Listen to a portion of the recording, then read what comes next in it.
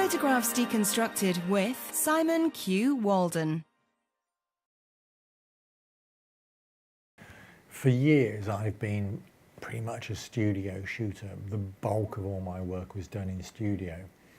And so when I go to locations, I'm nearly always thinking in terms of studio lights. So to me, I see this room and I see this as being two big soft boxes used as rim lights. Now the reverse also holds true, that if you're normally a location shooter and you go into a studio, then you need to be thinking in the reverse mode, that if you would normally think window light, then instead you're going to think, oh right, big softbox.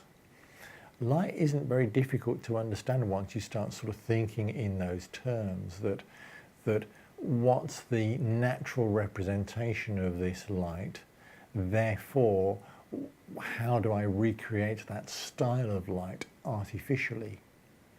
So if you've got a big white window space like this, then obviously you're going to create that with a big white light source in studio.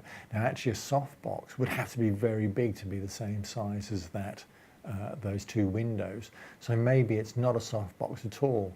Maybe actually it's two big 8 foot by 4 foot, 2 meter by 1 meter polyboards, white polyboards, and you use them as giant reflectors instead.